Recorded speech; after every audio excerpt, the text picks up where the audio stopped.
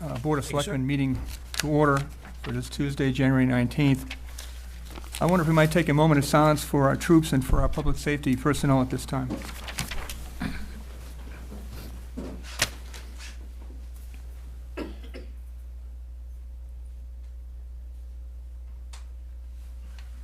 Thank you all.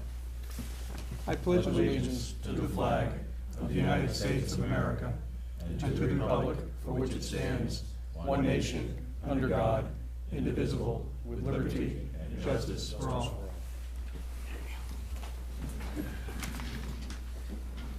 Mr. Mulvey, do we have any public comment this evening? There is indeed, Mr. Chairman. Thank you, Jim.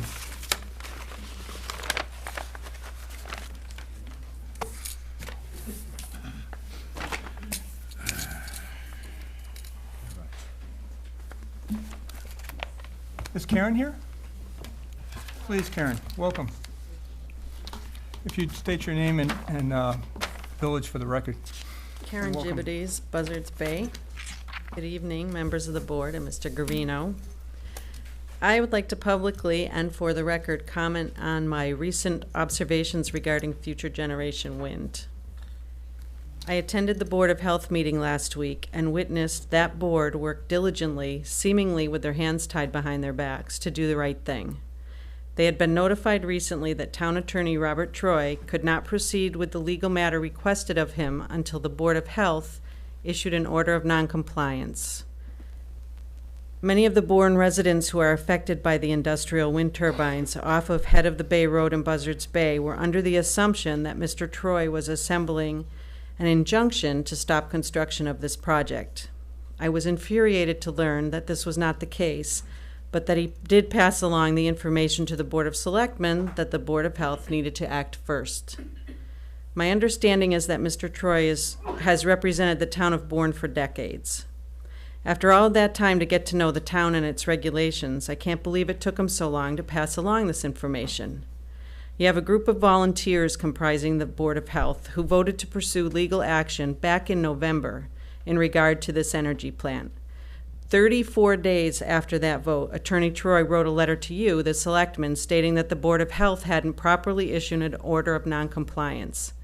That letter was written 3 days before Christmas, when town staffing and office hours would be short. We all seem to agree that whenever an injunction is pursued, for whatever reason, time is of the essence. Also, I don't quite understand the rules and protocols of town government, but swiftness certainly is not one of them. Would it really have been so difficult for Mr. Troy to pick up a phone and let someone know that a step had been missed? Did we really need to lose another month's time? I'm concerned that either Mr. Troy does not have the expertise and motivation necessary to advise and act on this matter, or he's deliberately dragging his feet to sabotage the outcome, be it of his own accord or at the urging of others. We were informed that this matter would be handled behind closed doors as not to disclose legal strategy. What strategy could that be? We're no further ahead than we were 2 months ago. I witnessed the Board of Health work until midnight last week to assemble a document that would meet the legal requirements necessary to issue the order of noncompliance. This was a group of citizen volunteers, all with other commitments the following morning, struggling to compile a professional document, a document necessary in order for them to expediently meet the requirements of town bylaws, because they believe that Bourne residents are at risk without legal intervention, and this intervention was on hold pending the order. I would be willing to bet that a good municipal attorney could have had that document prepared in very short order, probably with a computerized template, and by asking only a few questions of the Board of Health. But the board did not have access to a good municipal attorney, and apparently Mr. Troy has stated that he will not communicate directly with the Board of Health. So, gentlemen, how long will this go on? We know that the detrimental effects of these industrial wind turbines will trespass upon the well-being of Bourne residents. We know that there are laws to prohibit this. We also know that with each passing day, construction continues, and so does the devaluing of the abutting Bourne properties. I urge you to open the lines of communications with the Board of Health, untie their hands, and give these hardworking volunteers access to legal advice without the encumbrance of bureaucracy. Give Attorney Troy the ability to advise the Board of Health directly, and if he is unwilling or unable, hire an attorney who will. and please do so now, as there is no time to waste. Even as we speak, Sandwich, Falmouth, Wareham may all be approving plans for another non-conforming industrial project which will be constructed on our borders before we wake up.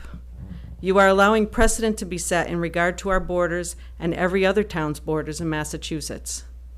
Please remember that we are people, and that a lack of funds should not be an excuse to allow harm to come to those people you are responsible for. I would like to assume that protocol and not money slowed Mr. Troy's communication to the Board of Health. Even so, I know that if I have knowledge of an action or an inaction that could be harmful to those I'm responsible for, protocol or not, I'm held accountable. If I took 34 days to let someone know about it, I wouldn't have a job. You've heard enough to know that lack of action by the town is creating a risk to the well-being of its residents. Please do the right thing. You have an obligation to do so. Thank you. I'll remind the board members we are unable to debate comments made under open comments, but I will provide the following information: that there was a meeting held last week between the Board of Health, several Board of Health members, Board of Selectmen member, and town administrator, and both town councils. And there's another meeting scheduled next week. And thank you for your comments this evening. Are there any other public comments? Seeing none. Please take us through the correspondence. Mr. Bourne. Thank you, Mr. Chairman. Correspondence this week was relatively light, but still, we did have some important matters, including some volunteers stepping forward from our town. We have a letter of interest from Carol Lynch of Pocasset. She expressed her interest in wanting to serve on our capital outlay committee. We also received a letter of interest from Elizabeth Barlow from over in Buzzards Bay. She would like to consider appointment to our Human Services Committee. Then we have a notice here from Eversource Energy, and this is a notice with regard to some planned and scheduled vegetation maintenance work. It's on transmission right away, and this is on property that is on the in Sagamore on the Bourne Sandwich line. They submitted a sketch for us to peruse and be apprised of, that they would be pruning, side pruning, removal of hazard trees. And they would be notifying not only ourselves electronically by this document, by neighbors, abutters in the area by letters and door hanger notices. And then lastly, we also have a letter submitted by Detective John Doble. He's going to be retiring from the Bourne Police Department on April 1st of this year and has served us faithfully for 35 years, and we should probably thank him for many years of excellent service. And that concludes the correspondence. Any comments or Mr. Picard? Just if I may, that letter of the announcement of Detective Doble's retirement is going to be a tremendous loss of institutional knowledge, not to mention one of the hardest working and knowledgeable detectives in Massachusetts. So good luck, Sean. Enjoy your fishing on the canal. Okay. The next item on the agenda this evening is the annual Town Administrator Fiscal 17 Budget Message. Mr. Guarino, I'll turn it over to you. I have to tell you all a little funny. Some of you that have been around for a while will appreciate this. I did tell Mr. Picard this a little earlier. As I was waking up this morning, I had a dream, you know, one of those dreams you have before you wake up and you remember them. And the dream was that I couldn't find my budget message. And I couldn't find it, and I couldn't find it, and I finally said, well, I'll look on it out via my cell phone, and I'll read it off of that. Of course, it was too small, I couldn't read it off of that. And who in the audience is calling me out? It wasn't who I thought it would be, which might be the vice chairman. It was Mr. Ford. So those of you that have been around a while will appreciate that Mr. Ford was in my thoughts even this morning as I prepare for a budget message. And do you recall what I told you? Yes. I said just look at your last 5 or 6 budget messages and change the date. So there are a few changes in tonight's message. This is not verbatim to the text that you have in front of you, those of you that have picked up a draft of the budget message, which does follow a lot of the format from years past. But I will try, because I know Mr. Picard would like to move on to look at the budget. I will try to move as quickly as I can with this. But there are some things I think that need to be discussed. From the formal perspective, good evening, gentlemen. As required by the Bourne Charter, I'm forwarding the FY17 budget message. The main message in this introductory paragraph is simple and straightforward. The override vote in October 2015 failed. The override vote was close, but it failed. Cuts have been made. The municipality is functioning to the best of its ability, but is not functioning at its best. Town Hall is too short-staffed, as is the DPW. Other departments are barely hanging on, and until there is a new infusion of money, this downward trend will continue. The Bourne School Department is in need of help. All departments are doing more with less and have been creative in trying hard to offer as many services as possible under the current climate. Some changes have angered the citizenry. The truth is, no one is satisfied nor comfortable with the current state of program and service offerings. This includes elected leaders, municipal staff, administration, or the townspeople. There's been an outcry by many in the community that programs have been reduced, adjusted, or new fees have been attached. The fact of the matter is that these necessary changes were well forecasted, and warnings of necessary change were loud and clear by the leaders of this community for months before the vote. There seems to be a lot of cut the budget, but not my program talk out there. Some have called for large infusions of cash to the current budget due to some better than expected revenues being derived in the current year. While we often make minor adjustments to the budgets during the course of any given fiscal year, as we were proposing for the February town meeting, as a community, we have never spent great sums of money in a current fiscal year because of better than expected revenues. This cautious approach has been what's been able to keep the town afloat during the last set of turbulent times. The notion to spend, quote, new money in a year that it was received after budgets have been set is not sustainable in the long run. I remind you all that in October, the voters told us as municipal officials to live within our means. This was echoed at the autumn special town meeting. It is now our job to do so, popular or not. The proposed FY17 budget is designed to work within the confines of this reality. It is not a budget citizens are accustomed to. New revenue sources will need to be ascertained after this upcoming fiscal year.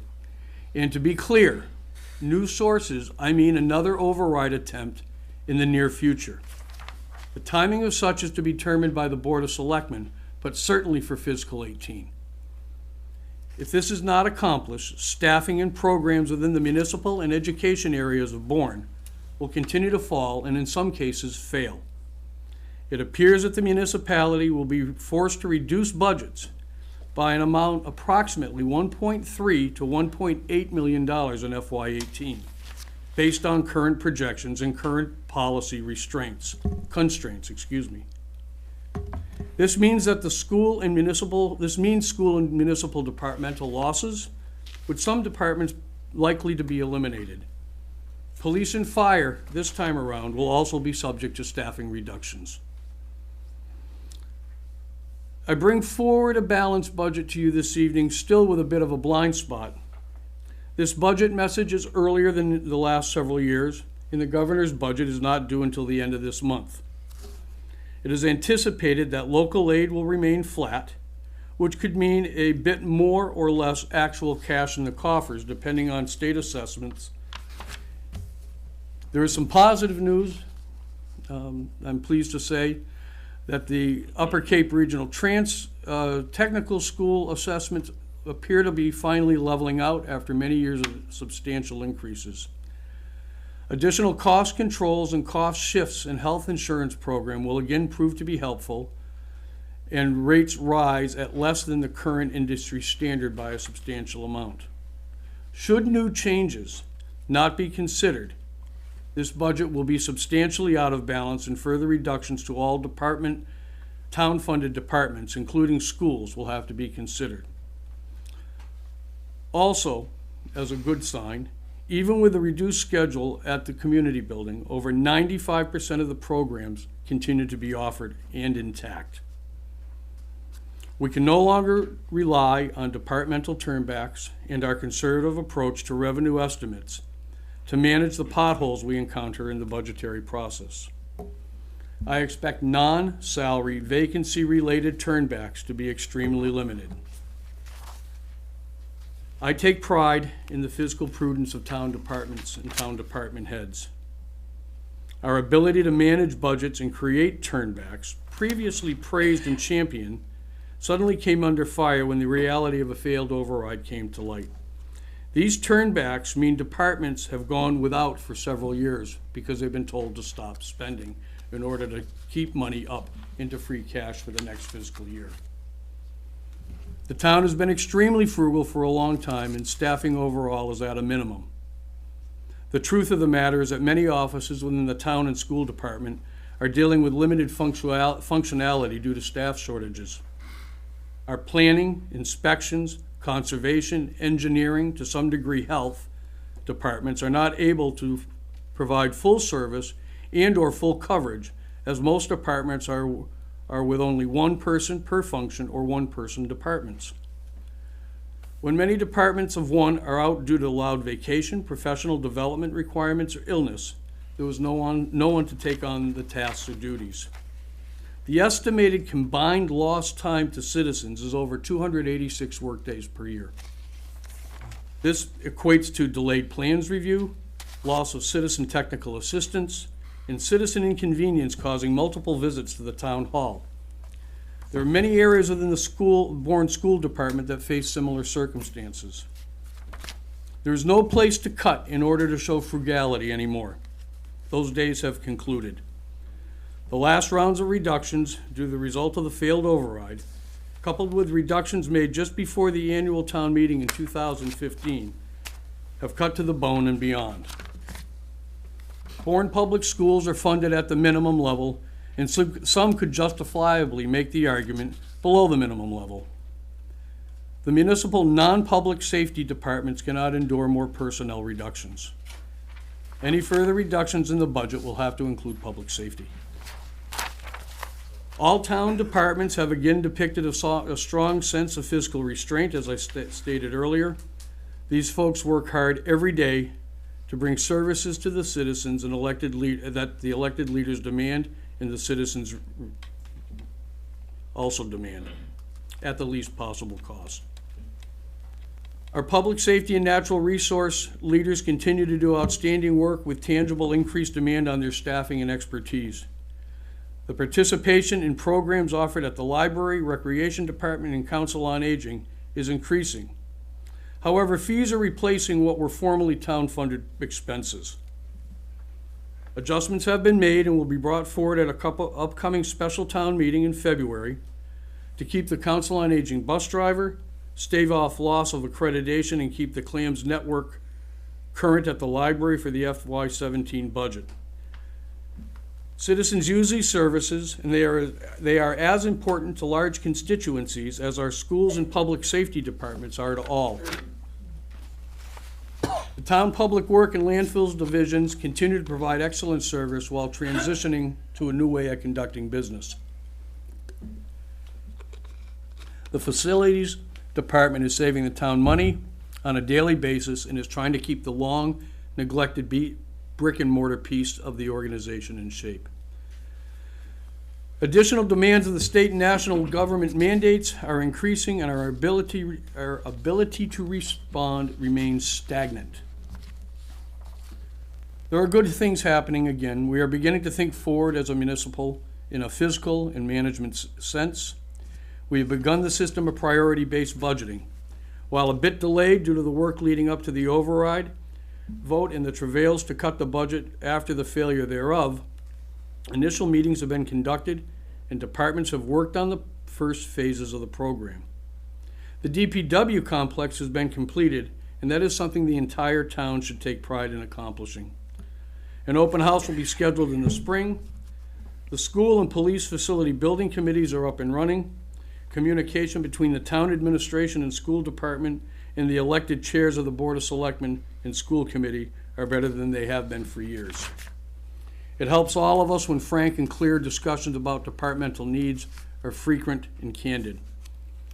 The ISWIM Futures Working Group continues to work with the town's hired and elected leadership to move many projects and ideas forward to assure a long life at the landfill site.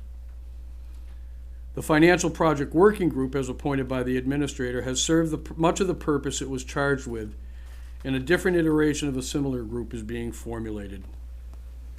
The town has a more advanced set of financial policies as a result of this collaborative process. Now for the budget. That was a long intro, but now for the budget. The town is no longer in a position to continue most operations in a similar manner for the upcoming year. We had planned to have slides, but they're in your report. We'll show each area of town government and the proposed increase. Note, this assumes that recommended amendments to the FY16 budget, as we described above, and to the Board of Selectmen that we discussed on January 12th, 2016 are included. Any additional changes to the FY16 budget beyond these few modifications will alter the numbers below. At the end of this, you will see that continuing on, even after all the FY16 and FY17 reductions, will leave us seriously upside down in FY18. That will be in your long-term plan. This budget also takes into consideration of the requirements of the selectmen. There are no new positions requiring additional funding. Stating departments are up or down in this current climate is not really a factual way to comment on the budget. Function is level or reduced from the point of the failed override and reductions required from that. Adjustments have had to be made where some reductions were too severe or there was unanticipated fallout. I think it best now to look to where we have come from and where we appear to be going. If you turn to the page, you will see the FY16, FY17 budget, and you'll notice a couple of things. The budget is up about 2.5 million, plus or minus. And most of the budgets, if you look down, are at 2.5%, like the school department, or the Upper Cape Regional or Public Safety. Administrative services are up 1.08%. DPW is up 3.98%, but much of that is because we are proposing to increase the amount in the snow and ice accounts, which has been underfunded for years. And then if you look toward the bottom, under the debt service costs, you will see that debt service is up approximately $1.02 million as a result of the $14 million bond that the town selectmen voted recently, and that includes most of the DPW facility. But overall, if you look at your departmental budgets, your human services is down 6%, your culture and rec is down 7%, schools are only up 2.5%. So it's fairly, the operational piece of this budget is very frugal. The town will hold approximately 11%, which is at policy, of the proposed 2017 budget in savings after the use of approximately $1 million in free cash for budget offsets, which is in adherence with the new policy. I further recommend that an absolute minimum of cash be used to fund the capital improvements budget. The budget presented will continue the swim lesson program on a fee-for-service basis, and as was clearly stated in the municipal public forums leading up to the override this past October, in this proposed budget, lifeguards at 2 beaches are proposed to be eliminated once again. I again note, and we discussed this last week, that the Recreation Department, as an example, has no budgetary expense line items. They were eliminated when the override failed. All programs are fee-based The town's most recent borrowing on bonded debt was net less than 2%. We must take advantage of these continual but limited low interest rates. A new police facility must be the priority in consort with a new elementary school project. Both must be accomplished, and town leaders must work together to achieve success for these two important facilities. Notwithstanding the above changes, the budget meets the requirements of the townspeople as a result of the failed override. As I just stated, we expect to use approximately $1 million for the FY17 budget in free cash as an offset.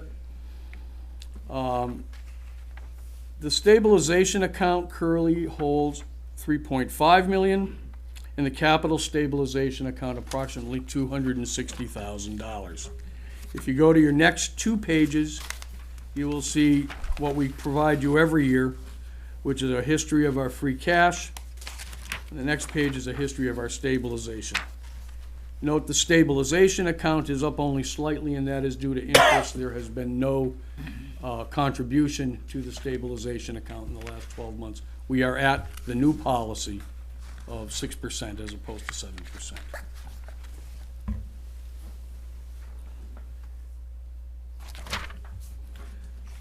The budget as presented will continue to protect the town's AA+ bond rating, which provides us better interest on borrowing.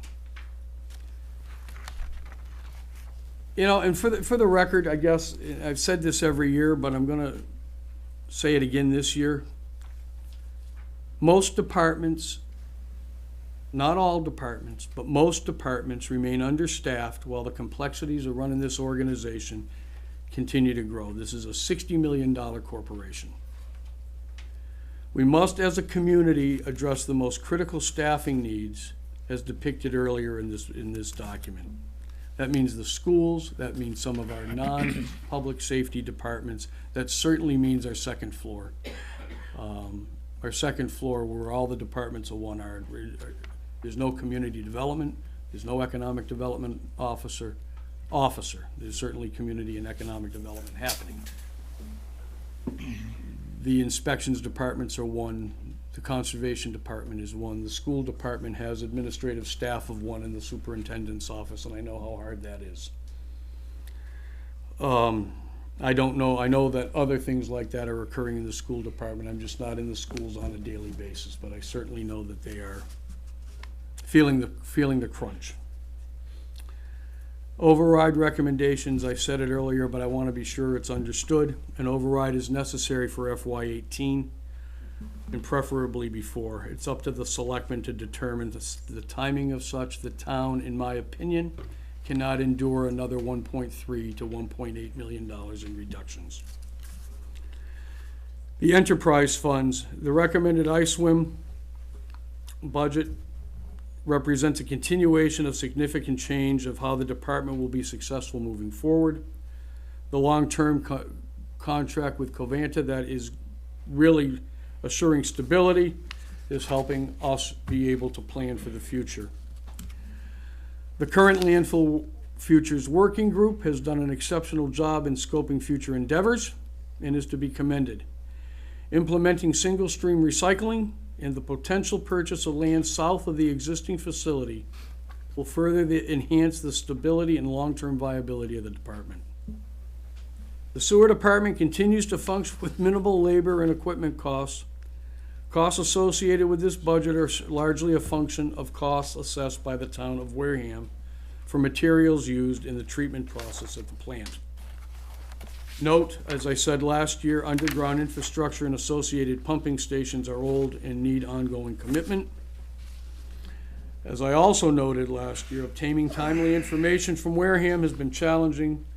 The Board of Sewer Commissioners are concerned with that and working on that with consultancy and staff.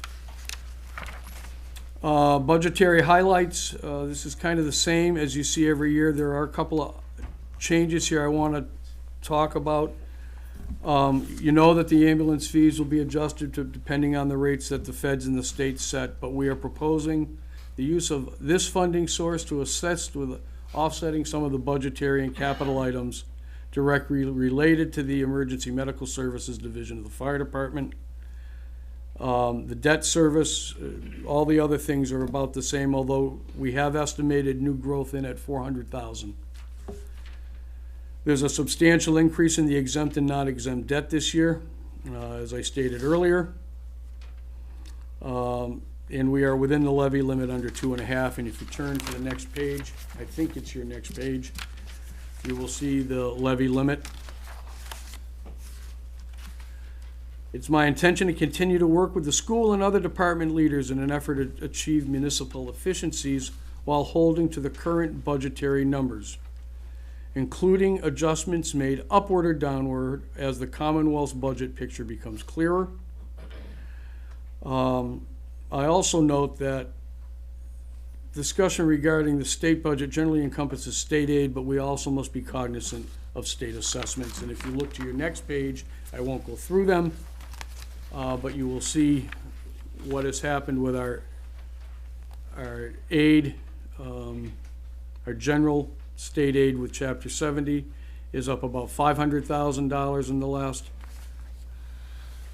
4 years, and our assessments are up about $900,000. So that's that brings us upside down by about $400,000. You know that it's a challenge as the numbers are going to go up and down over the next several months. I know that the selectmen have some ideas for the budget, and I look forward to working with the board on this. I want to note for the record, I've said it a couple of times, but we have the best municipal departmental staff in the Commonwealth. We have some of the most dedicated department leaders and administrative support staff, I think, of any community around. You come to this town for the most part, you talk to the developers, you talk to business people, you talk to citizens that deal with more than one town. And we are 90% of the time told that the folks in town hall and the folks that work at the DPW and the folks at the school department are the most accommodating to the citizenry of many of the towns in the area. And we should be proud of that.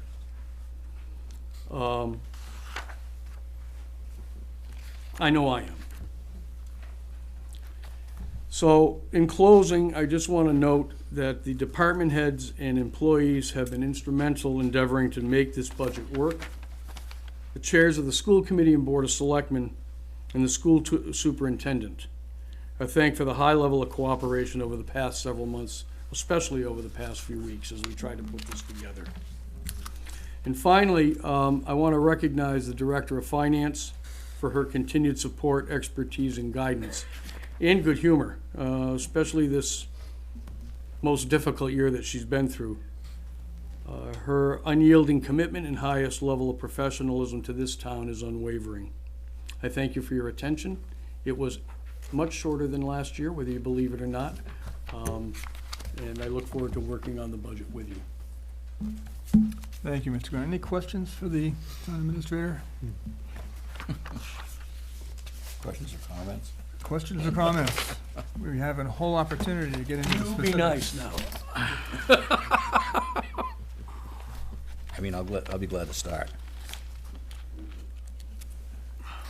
You want to let me start with an overview, because I think we need to get into the meat of the matter within the special town meeting, and we've also left the discussion open for some budget discussions later on in the agenda. But No, I just want to say that in the last 2 weeks, I have met with 3 department heads of some of the larger departments. Mr. Ellis and I have fire and police, and I have ice swim. And I think the common theme is that there is, the next place to cut is staff.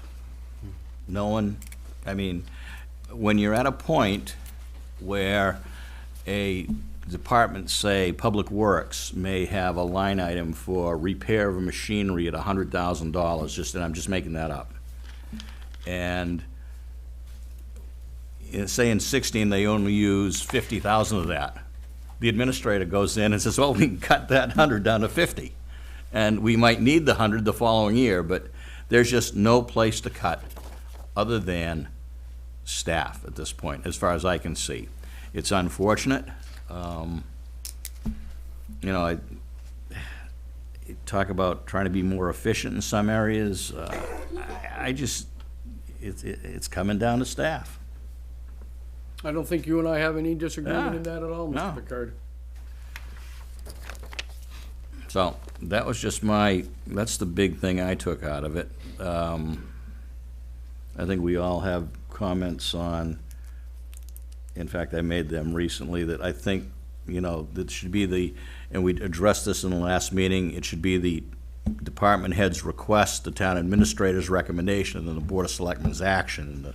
And I think you have that. And we in have your that, slide, yeah. yes. So that's, I think that's good, because that way we know what the departments feel they need, and albeit they probably can't get it, but it would be nice if they could. So, thank you, Mr. Chairman. Certainly, Mr. Picard. Mr. Blanton and Mr. Ellis. Thank you very much, Mr. Chairman.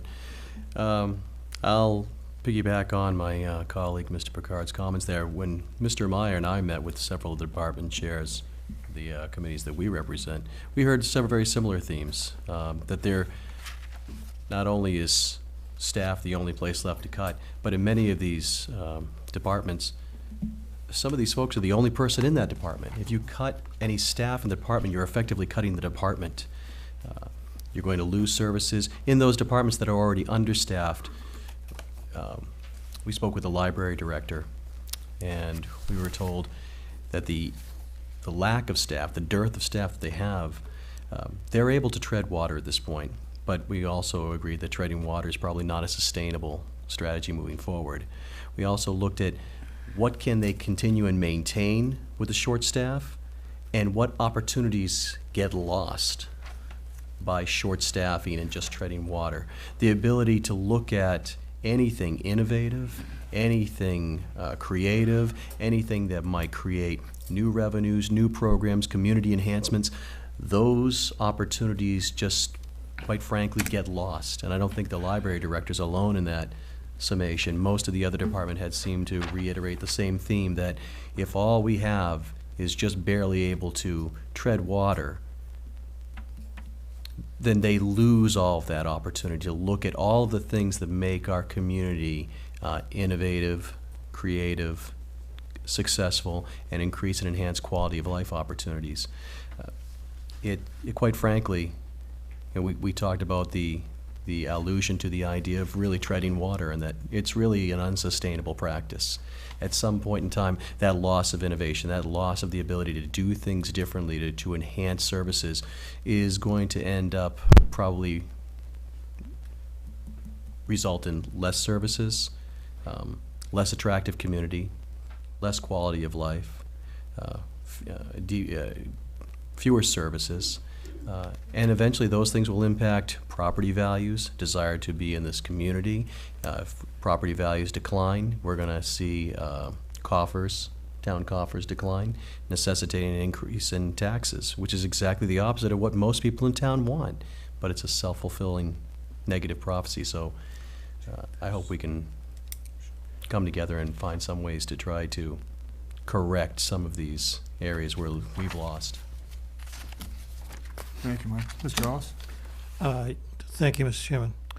I had an exhaustive discussion with DPW today. It went on for a great long time, and it comes down to the same thing that Mr. Picard said. If George is going to lose it, it's got to be in personnel. He's got people piggybacking on different departments.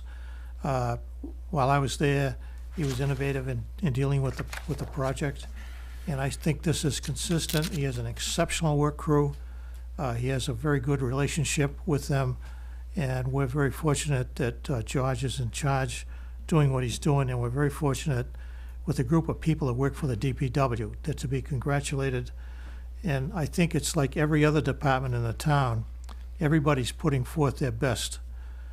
So consequently, it comes down, unfortunately, to if there are any more further cuts that are going to happen, it's gonna have to be in personnel. And you got a brand-new building there, and you can't let that brand-new building go to rot. You have to maintain it. There's things that have to be done, and so consequently, I was extremely satisfied with the dialogue I had today. There were a number of suggestions made, and George is very amenable to dealing with things like that. And so I just wanted to say, Mr. Chairman, that I look forward to dealing in the future, but I think that the DPW is in good hands. We're very lucky as a town to have it as we are going forward with the innovative things that are being done now with everything else that's on board. Thank you, Mr. Ellis. Mr. Chairman, Mr. Meyer? this budget that's being presented is a budget of reality. It's not a reality that I like. We're doing more with less, and personally, I think this budget needs adjustments. But that's may happen over the next few months.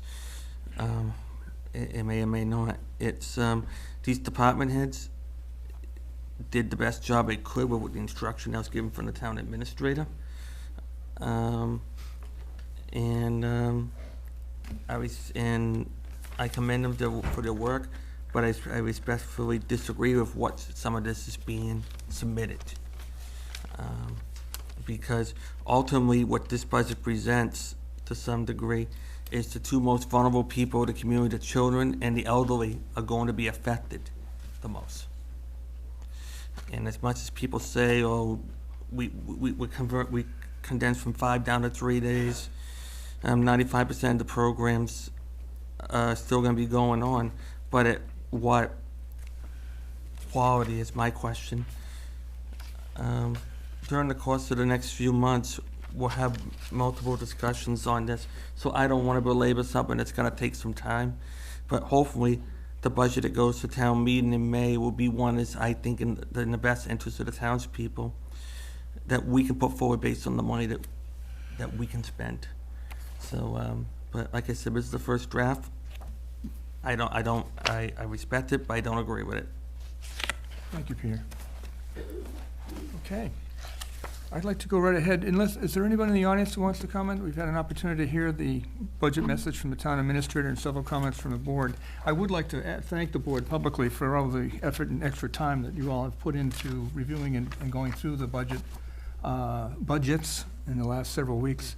I was very earnest to try to make sure we tried to follow to what both the charter and the town bylaws asked for.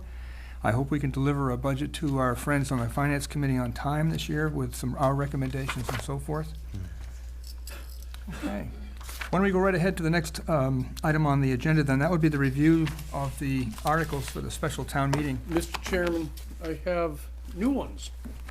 We found a typo in, actually MJ found a typo. We fixed that, so I would like to hand to you the dated. The 8 o'clock version of the... Well, it was actually the 4:30. So these are no good. Right, Good for throw away. notes. A couple of things occurred in this, based on some discussions on the trip home on Friday. Thank you. With folks, although I've had some emails from the moderator relative to that over the past several hours as well, we have changed the wording on Article 11 to stop, halt the encompassing or trying to limit the article, which was what we were trying to do, to frame the article so that we weren't going to have a wide open budget amendment article. But we have now changed it based on the discussion with folks to simply state a sum of money, which will allow for debate here this evening as we try to put this warrant together. Let's start with Article 1. And I see the chairman of the Community Preservation Committee is here. Barry, do you want to come up and just kind of go through these first couple of articles on the CPA fund proposals? Good evening and welcome. Nice to see you again. Did you get your stamp fixed? Barry, did you get your stamp fixed? stamp fixed? No. No, sorry to hear that. What he's referring to, our date and time stamp, decided now to go southeast. So now we're doing it hand. That's what's happened to our department. So, but anyway, Based on the forecast, we should all be going south. thank you. Okay, CPA, as that's where the first Absolutely. article. Please, the first article, I'll read it just for the sake of those folks. To see if the town will vote upon the recommendation of the Community Preservation Committee to appropriate, borrow, or transfer from available funds a sum of money for engineering services, the reconstruction and resurfacing of an existing outdoor track at Jackson Field located behind Peebles Elementary School, including incidental costs related thereto.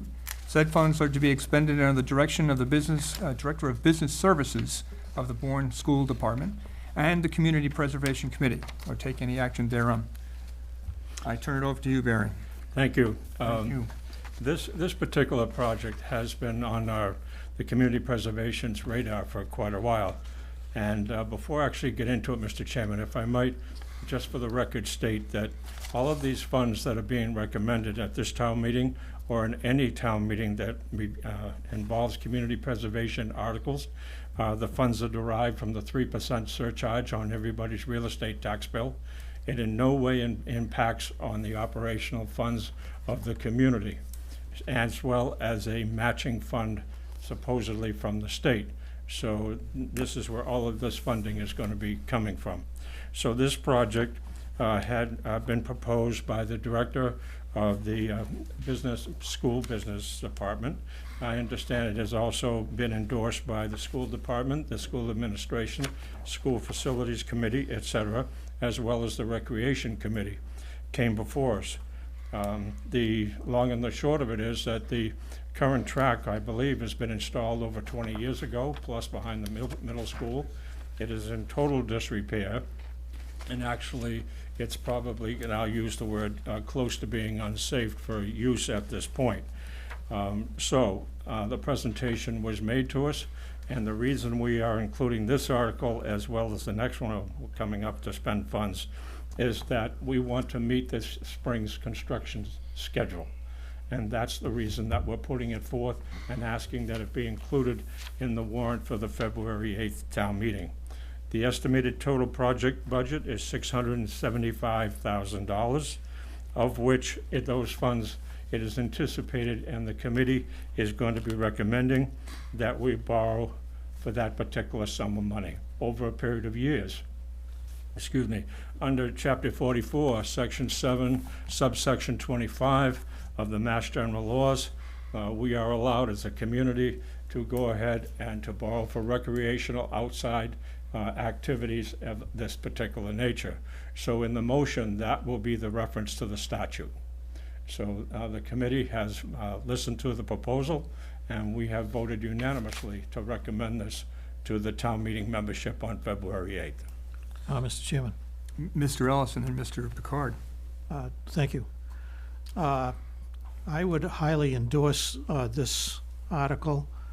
I have occasion to go down there to try and keep myself young, and this track is in serious need of upkeep and care. I've spoken to a number of premium runners that use this track now, and it's an absolute wonder that we haven't had someone break an ankle down there. And to put our young people from the high school in a competitive field on this track, whether it's a 100-yard dash or the mile, it's just ludicrous. And I think that this is one of the things that we can do with the funds available under CPA, where it's not taken out of the budget as such that we're working on. It's money well spent. It'll be used by a whole host of people, not only the children of the school, but a lot of us that are trying to get back in shape. And I highly endorse this. Thank you, Mr. Ellis. Mr. Picard and then Mr. Meyer. Reference to the borrowing, Barry, as I understand it, Community Preservation Act will either have to be revoted in 2020? No, it can either be, it can be revoked, it can be left alone, etc. It can be reviewed at the end of 2020. The reason for 2020 was when we converted from the Cape Cod Land Bank, and the town overwhelmingly voted to go into community preservation, which allows us to do recreation, open space, community housing, and historic preservation restoration, et cetera. But if the borrowing, is my understanding, and I've double-checked this, that in fact what would happen is if the town voted to discontinue the CPA program at the end of fiscal year 2020, the bond indebtedness carries forward. To the town. And to be paid off through the surcharge still on everybody's real estate tax bill. So for instance, the finance director, Linda, will give us a debt schedule through bond counsel, et cetera. And if it takes, say, 1.0% or whatever versus the 3% surcharge just to pay off the debt service, then that would be the set surcharge until all of the debt is paid off. Currently, most of the debt is for, all of our debt is for land purchases, as well as the creation of the fields behind the middle school. And the latest one we have out is till 2025. Well, I can imagine with tax bills going up, and that's what people look at, is the bottom right-hand corner, how much they have to pay. If right now everybody in town with a tax bill is paying 3% towards this, if someone wanted some relief from the 3%, they may decide to bring forward an action to, in some manner, dismantle the Community Preservation Fund. So I'm wondering how many years that you perceive borrowing for these articles. Would it be at 10 or 20 or? We haven't quite determined that as of yet. Okay. We're going to do this in conjunction with yourselves, Tom, and the administrator. Under the statute in this particular article, we are allowed to go up to 15 years. Oh, okay, well. That's the outside debt service. Okay. Under, again, Chapter 44. All right, thank you. Thank you. Mr. Myra? Yes, through the chairman and to the superintendent, I support this article 100%. I mean, it's long overdue. What I'm hoping is, or maybe you know, if it will just be long of a long-term plan to do the park over in its entirety. I mean, I see people sitting up in the stands at those football games, and some of them take their lives into their own hand, getting splinters and stuff. And so I'm wondering, as part of the next phase going forward in future years, would you be consider other improvements to Jackson Field? And would it come out of CPA? We did preliminary touched on that, Peter, if I might. Sure.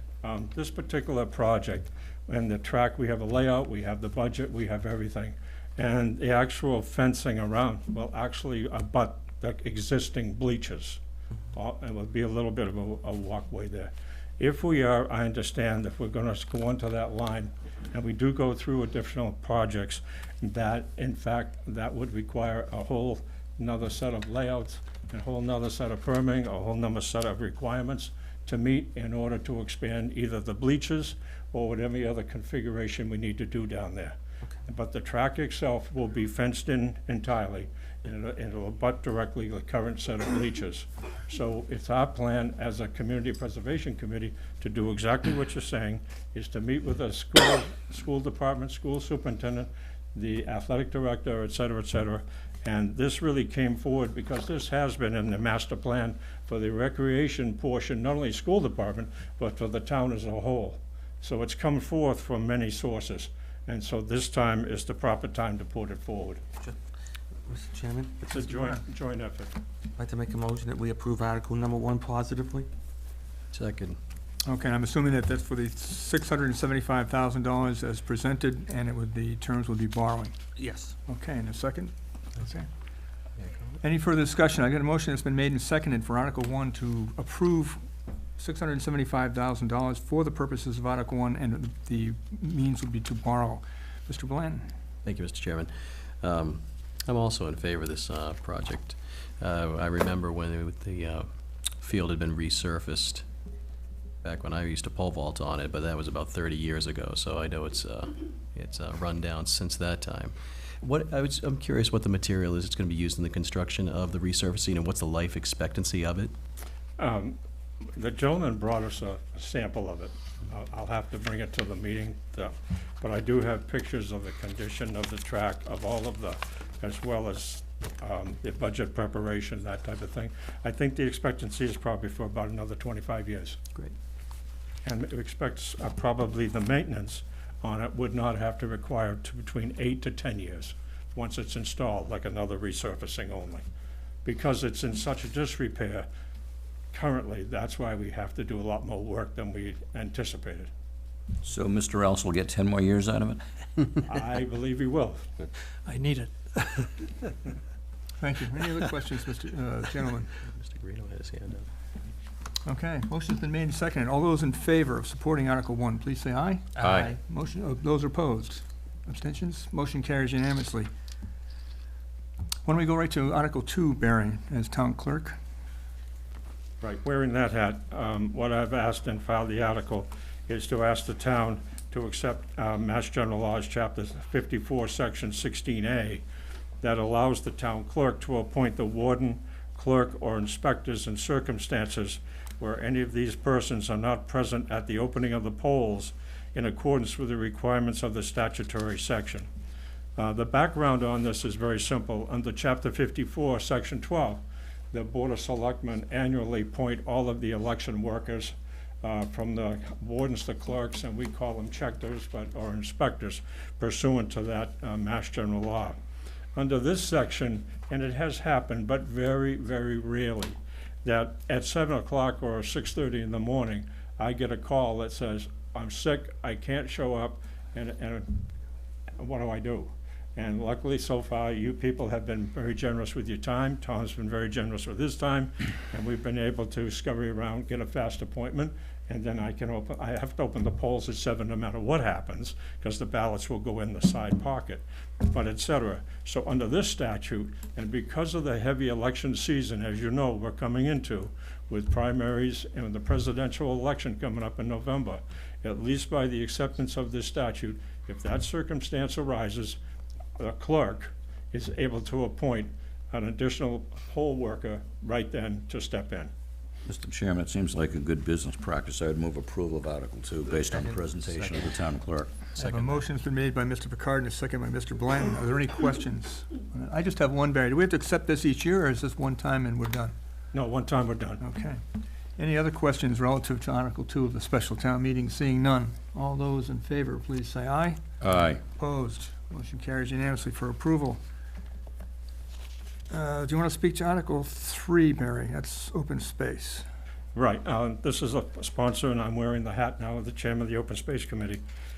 We have talked about this for a while, and by background, if you recall, a couple of years ago, that with your support and everyone else, Tom, et cetera, the Open Space Committee, along with the CPC Committee, was able to purchase what we commonly refer to as the Lions property, which directly abuts the Atuxet Trading Post, and it has frontage on the Canal Service Road.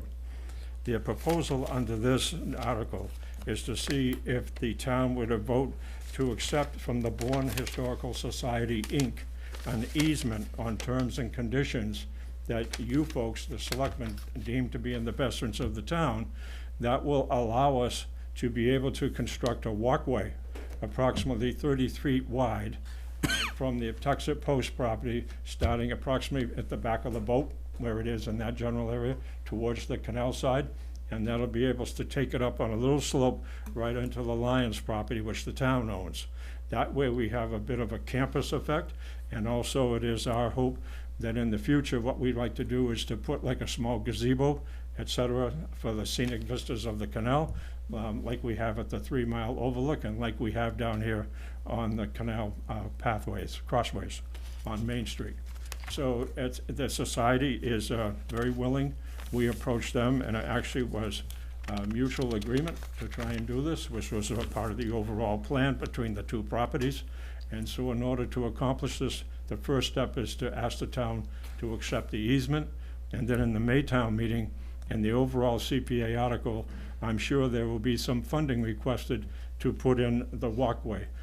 We envision it to be ADA compliant, of course, and probably with the same material that you see down here on Buzzards Bay. We're not anticipating asphalt. It would be, the same crushed stone or whatever. So we just think it's a great idea to try and marry the two campuses. Mr. Chairman. Mr. Picard and then Mr. Ellis. No, I was going to. I'll wait. Go ahead. Go ahead. Mr. Ellis. In anticipation of this, I went down and inspected this on site, and I was able to speak to Mr. Barlow, chairman of the Historic Society, and the superintendent of the grounds down there, and went over it with them. And it's an unfortunate thing that we have a new person who's in charge of the Cape Cod Canal, running real estate, et cetera. And the Lions property had a stepway that went out to the service road probably for 70, 80 years that had never been encumbered, was right to pass and repass, small way for the property there. Now the Corps has taken it upon itself that they are trying to restrict a lot of their ways to the canal, and they have a team that's out looking on a daily basis where they can cut down on access points.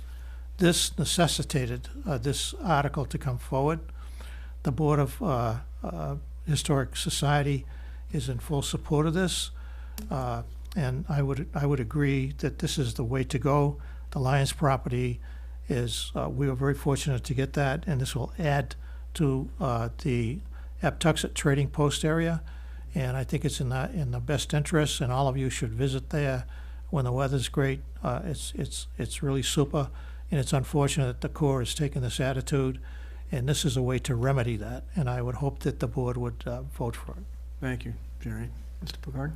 I was just gonna make a motion to approve Article 3. Second. Motion's made and seconded. Is there any further discussion on that motion? Hearing none. All those in favor, please say aye. Aye. Opposed? Motion carries 5-0. And I think Article 4, is that correct? Is that the War Memorial? It is. Okay. I know you brought reinforcements. Okay to go forward? Sure, and I think Mr. Sala might want to speak to this as well. I think Mr. Sala might want to speak to this as well. Sure.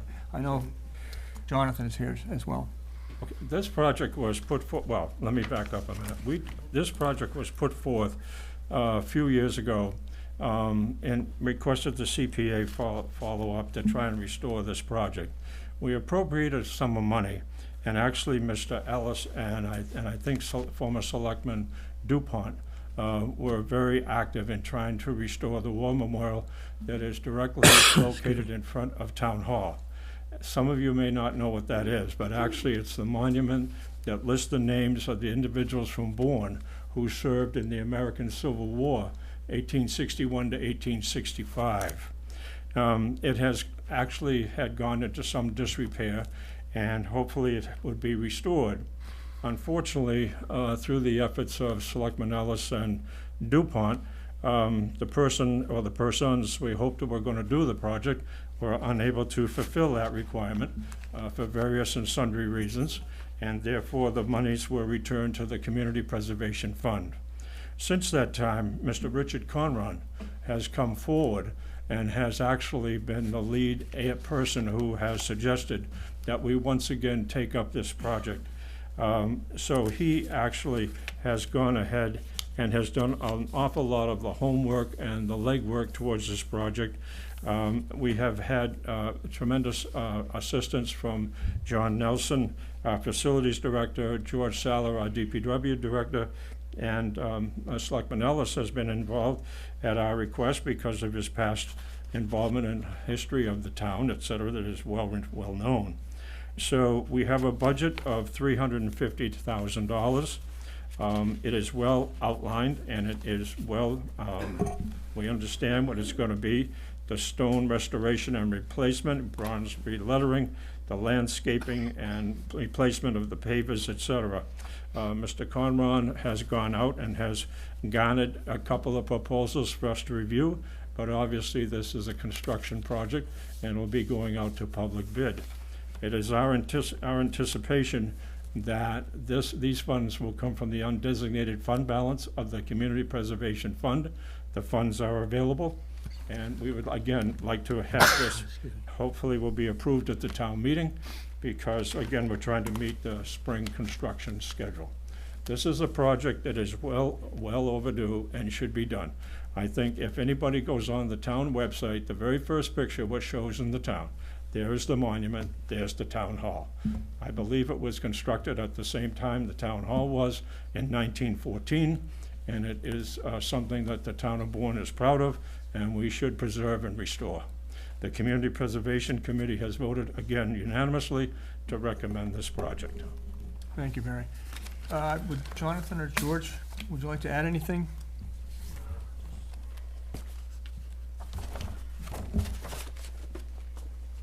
Thanks, Barry. Good evening, George. Welcome. Good evening. As the chairman of the Veterans Memorial Trustees, we supported this with our committee. It's also, we're in charge of the Veterans Memorials. This is a Veterans Memorial. So as far as the trustees, we had a unanimous vote on the Board of Trustees to support this, and we are a co-sponsor to this article. Thank you, Judge. Any questions by any members of the board? Jerry? I'd like to give a pat in the back to Mr. Conron. He's picked this up and done an excellent job going forward with this. I was unable to, in my tenure, to get it done due to extenuating circumstances, which I won't go into right now. But he's to be credited with doing this. He's gone through and done an excellent job, and I would hope that everybody would support this and Mr. Conron in this endeavor to represent the town of Bourne in honoring these veterans. Thank you, Mr. Ellis. Any other comments by any other member of the board? Motion to approve Article 4. Second. I have a motion that's been made and seconded. I'm going to add that it's to transfer from the undesignated funds of the CPC of the amount of $350,000. The motion's been made and seconded. Is there any other questions or comments on that motion? Hearing none. All those in favor, please say aye. Aye. All those opposed? Motion carries unanimously. Thank you all. On behalf of the Community Preservation Committee and everyone else, thank you very much. And Thank you, Tom, Barry, for all of your thank time. Thanks, Barry. I wonder if Mr. was, Mr. Farrell? yeah, is he here? He was here. Yeah. so I'm not- Is there a member from the planning board that would like to speak to the articles relative to planning, Articles 5 and 6 Mr. 5, Farrell, 6, and 7. and 7? I can speak briefly to Article 5. Article 6 is dealing with the signs. They're kind of, I don't know if they're easing up, but there's, for the downtown area relative to signs, there's been a lot of work on signs. Well, let's start with Article 5. Okay. Mr. Farrell will wander back in. Article 5 is really to change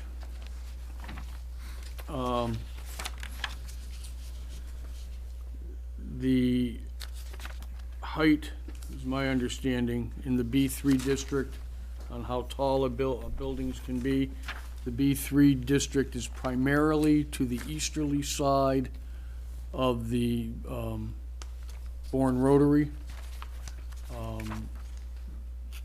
It's really to change the height requirement. That's my understanding. We had at a meeting.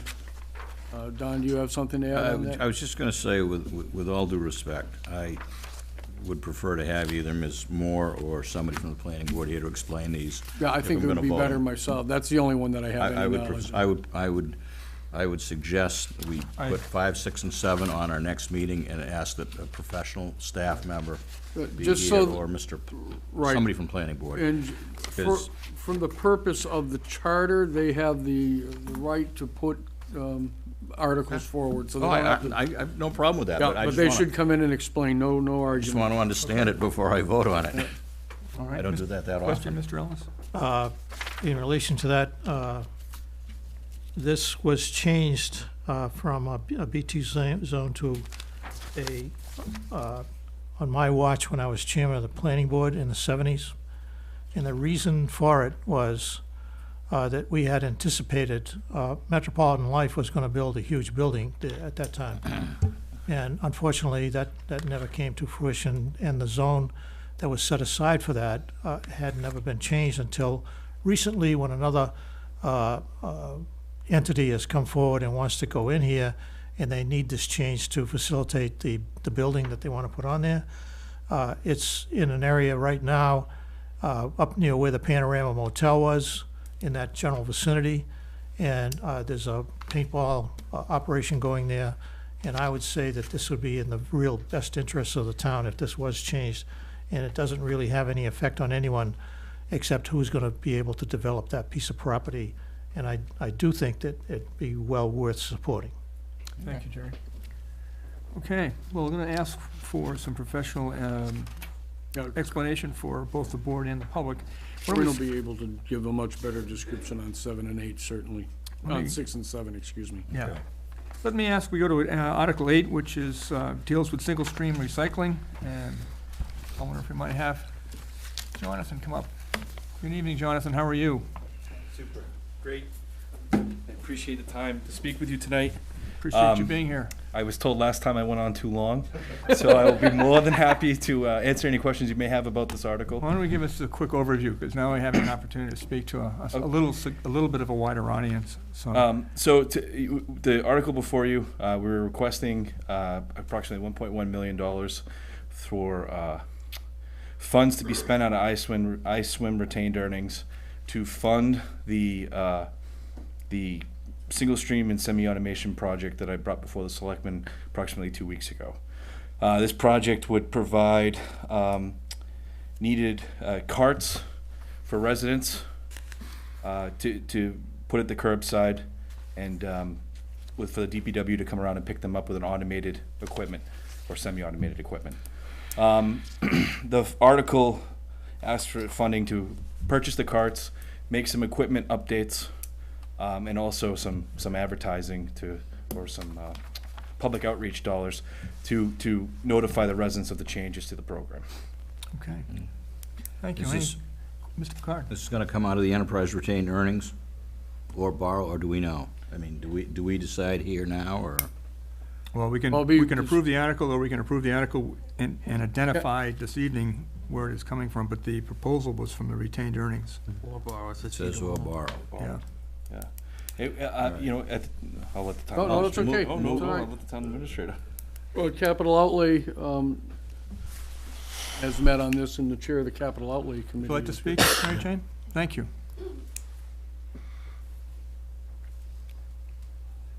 Good evening and welcome. Good evening. Mary Jane Mistrangelo from the Capital Outlay Committee. The Capital Outlay Committee actually met on this article 3 times and voted unanimously last week at our last meeting to recommend approval of the article. In our discussions, we did talk about this article being paid for out of retained earnings. Okay. And from the I-SWIM retained earnings. But we do support this article. Thank you very much. Discussion, gentlemen? I move approval. Second. And I guess we can announce at town meeting if it's gonna be retained earnings. Right, you'll go through the motions, you'll have the motions prior. I'll move the approval of the article by the Board of Selectmen. All right. And we're gonna hold off on the identification of where the funds are coming from at this time. Yeah, because I think retained earnings, as I understand it, we've got 7-point-something million, but we've got to have some of that for other things coming down the road in the next 2 or 3 years, correct? Right, and we'll be adding to that as Right, each right, year right. too, so that was the But I intent. think of if we can being get able to one of spend out these, this. either 8 or 9 out of retained earning, I think Correct. that's wise instead of borrowing. All right. Well, why don't we do this, and I'll entertain a motion to approve the article, and then we can discuss and make a recommendation on the funding at the town meeting, if not before. He made a motion, I second it. Thank you. I've got a motion that's been made by Mr. Picard, Thank you. seconded by Mr. Meyer. Thank you very much, Jonathan. Thanks, Jonathan. Are there any questions on the motion that's been made and seconded? Hearing none. All those in favor of approving Article 8 in the amount of $1.1 million, please say aye. Aye. All those opposed? Motion carries unanimously. And then Article 9. That, Mr. Chairman, is a, if you'd like me to jump in, I don't see Mr. Barrett here, so. There are 12 acres of land to the immediate south of our existing landfill property. And we have the opportunity to purchase that parcel from the owner, and as a result, it will extend the life of our landfill. We will move our operations center, our recycling center, our offices down to that 12 acres, opening up the rest of the landfill for enough landfilling to take in a number of millions of dollars per year. It's something that I think was suggested way back by Mr. Barlow of the Board of Health at one time at one of their meetings, and we followed up on it. It's been quite a long time coming, but we've been able to put it together. So, and I believe we don't have an amount on that, or is that? The motion will have the amount, Have but the it's amount, approximately $1.8 million. Which is down from, yeah, and there's some other conditional issues relevant to, the existing landowner wanted to mine this parcel, but because they cannot, they will be compensated by some existing surplus soil that the town has, as well as some potential rights in the future. Correct. I have a question on the technical merits of Article 9. It says here, in the best interest of a town to raise and appropriate, transfer from available funds, or borrow a sum of money.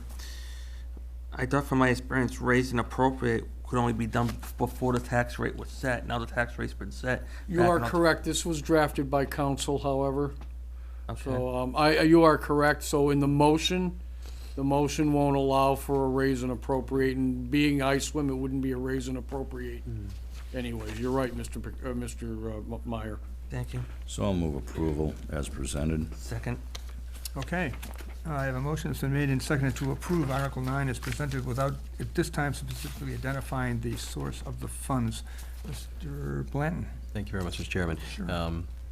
Yeah, I think maybe a question to Mr. Pickard. You spent the most time on this particular matter. Am I correct in recalling that the purchase of this land may allow us to effectively extend the life of the landfill out to about the year approximately 2039, is what I understand? I'm not sure if it's 2039. It's well into the 2030s by a few years, maybe up to 2035, I would hope. Depends on what comes in at that point. If we still have an agreement with Covanta, which I presume we will, for their ash, which compacts at 1.6 times better than municipal solid waste, we should be able to stretch it out quite a bit and still accommodate our other clients like Falmouth. So yeah, it's into the 2030s. We're going to move.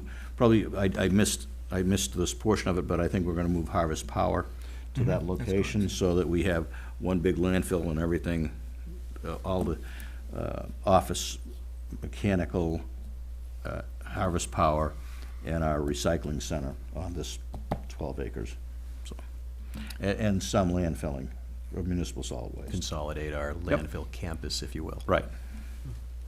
That's a good term for it, the campus of Iceland. I'll take credit for that later on. All right. Okay, other questions? I did have a motion that's made and seconded. Have a question? Yes, please. If you wouldn't mind, just for...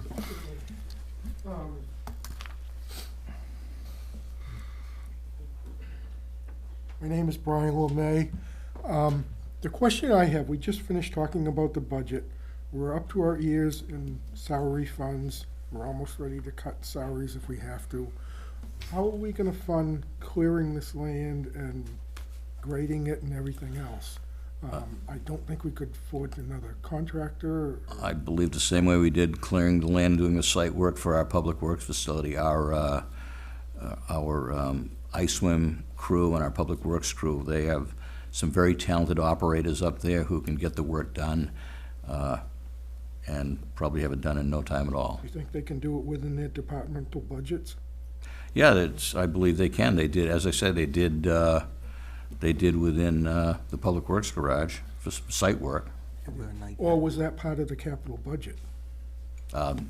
Jonathan, was that part of the capital budget for that, or was it an in-kind donation of labor, perhaps, or?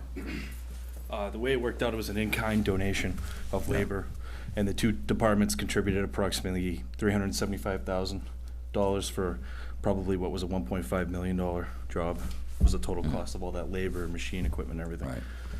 And if you look at the grand scheme of things, Sure. Just worried about putting more strain on our budget. so we are, so are all of us, I think, Okay, so, thank you.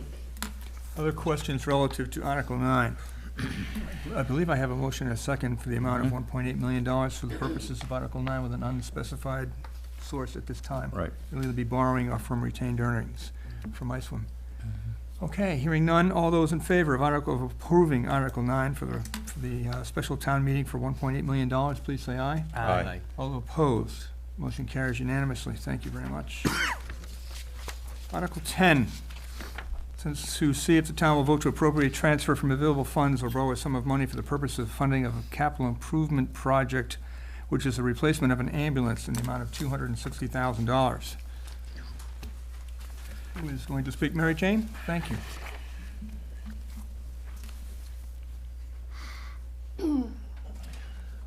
The Capital Outlay Committee met with the fire chief on last Wednesday for his FY17 capital plan.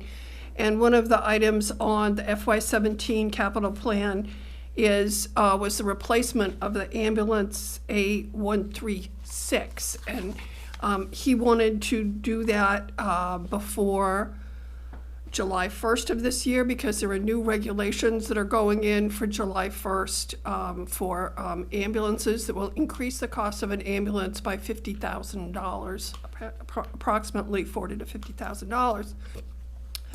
And our ambulances have been on about an 8-year replacement cycle. We are currently waiting for the replacement of ambulance A135 that was approved by the town meeting last year. And that ambulance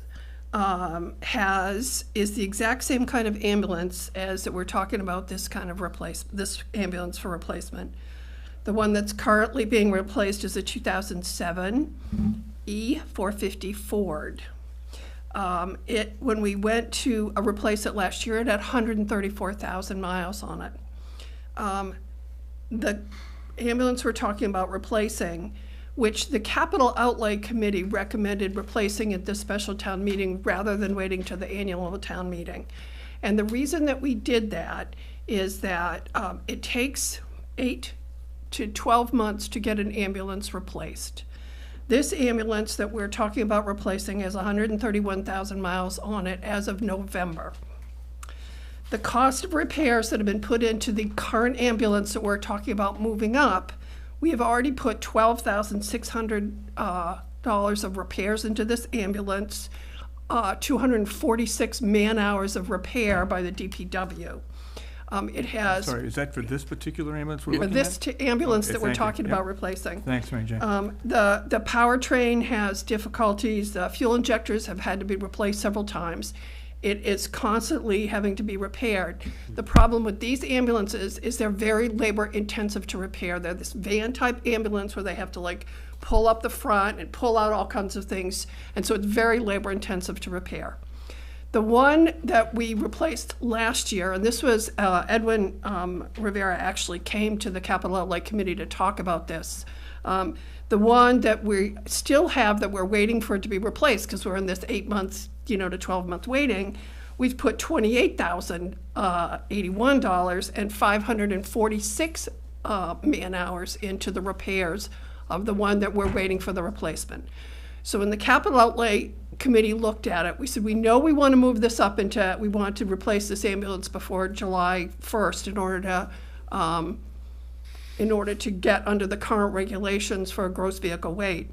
But we felt that with the extensive repairs that they're experiencing with these ambulances and the potential that we would have to put another $15,000 or $16,000 into repairs in this ambulance if we waited till the annual town meeting, the Capital Outlay Committee said, we know we need to replace this. We know we want to do it this year.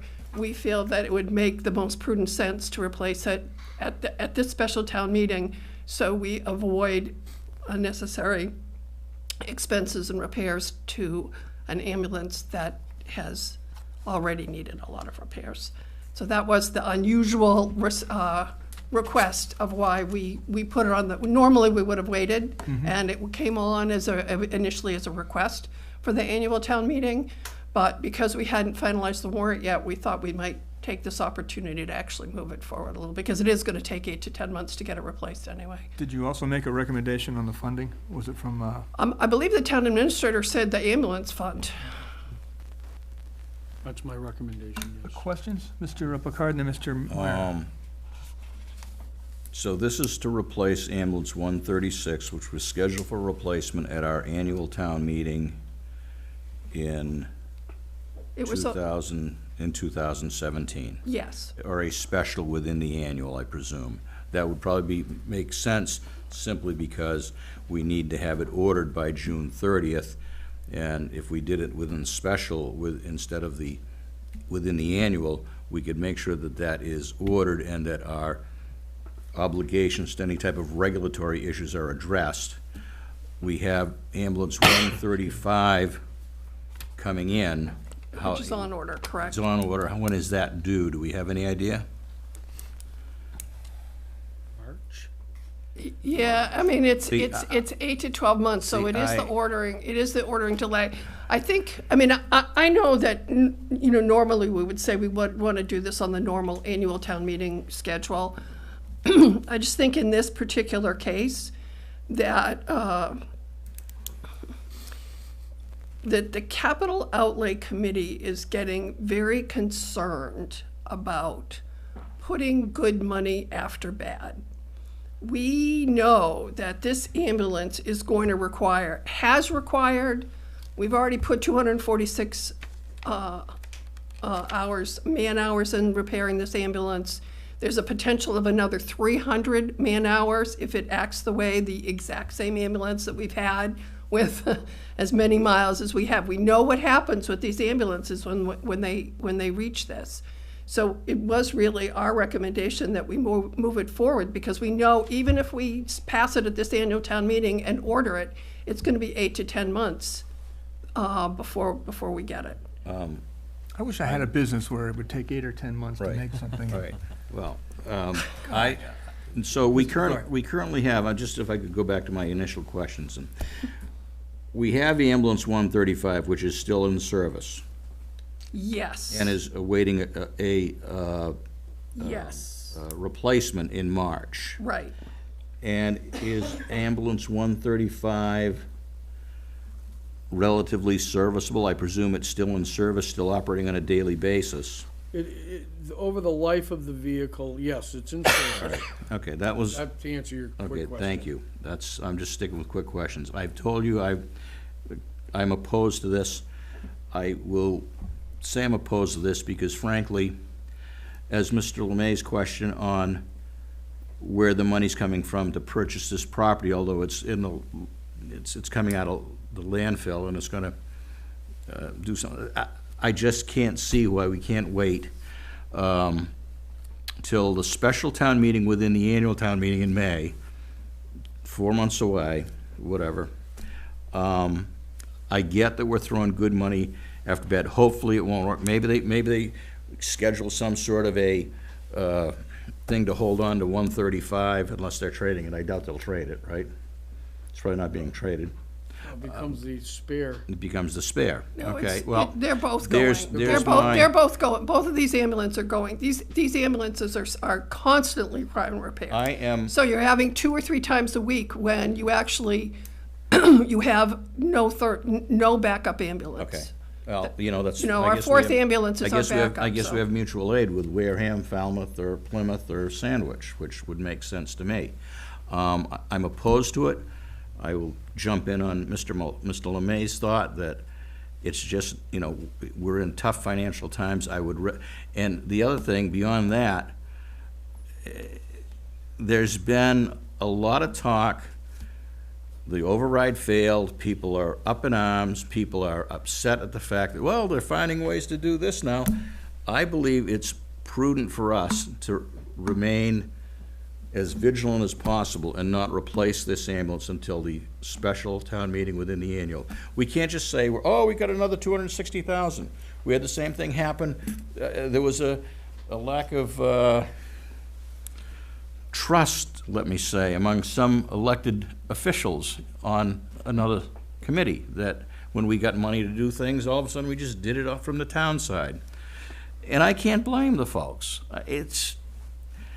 We either have a financial problem and we're gonna stick to our guns, or we're gonna continue to try to spend our way out of it. And I don't think this particular time is a good time to do that. So I'm sorry, I am respectfully opposing it. I was on capital outlay for a couple of years.